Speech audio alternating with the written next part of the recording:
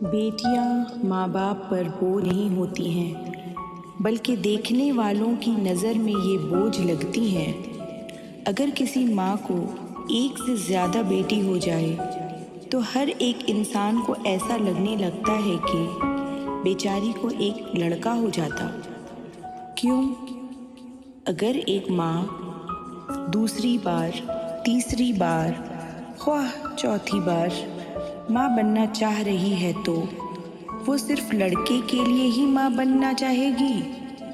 شاید اس کا مقصد بیٹیوں کے لیے اس کی بہنیں بھی تو ہو سکتا ہے، کیونکہ دنیا میں بہنوں سے بڑھ کر کوئی بھی دوست نہیں۔ اور سچ میں اگر کوئی عورت بیٹے کی خواہش میں ماں بننا چاہ رہی ہے تو اس نے سماج کی خواہش کو اپنی خواہش بنا لی ہے، کیونکہ لفظ کم پڑ جاتے ہیں ایک ماں اور بیٹی کے رشتے کو سمجھانے کے لیے۔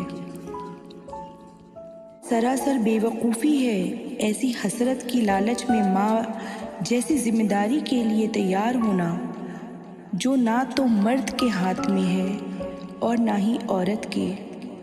یہ تو اللہ کی مرضی ہوتی ہے، اللہ جس کو جس چیز سے نوازے۔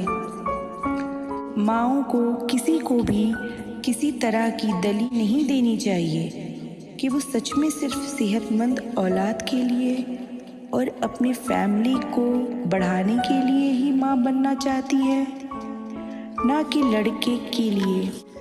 کیونکہ اتنی سی بات سمجھانے کے لیے پہلے بیٹیوں کی ماں بننا ضروری ہے۔ یہ سمجھانے والی باتیں نہیں، سمجھنے والی ہیں۔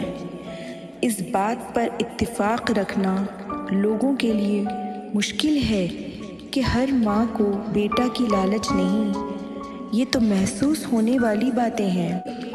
صحیح مانیے تو بیٹیوں کی مائیں خود کو مہارانیاں سمجھتی ہیں، کیونکہ ان ماؤں کو پتہ ہے کہ ان کی بیٹیاں جس بھی حال میں ہوں گی انہیں یاد ضرور کریں گی، دنیا کے جس بھی کونے میں ہوں گی ان کی خیریت پوچھنے کے لیے ضرور کال کریں گی، دنیا کے کسی بھی مارکیٹ میں جائیں گی ان کے لیے ضرور شاپنگ کر کے لائیں گی، اور ان کے مرنے کے بعد بھی مغفرت کے لیے ہاتھ اٹھا کر اللہ سے ضرور دعا کریں گی۔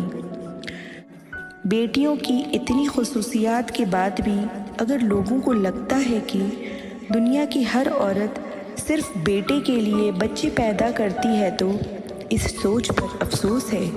لوگوں کو اللہ کی رضامندی کے بارے میں شاید نہیں پتہ ہے، اسی لیے ہر دوسرے انسان کے لیے بیٹے کی پیدائش کے لیے دعا کرتے ہیں۔ شاید اللہ نے ان بیٹیوں میں ہی اس ماں باپ کی بہتری لکھی ہوگی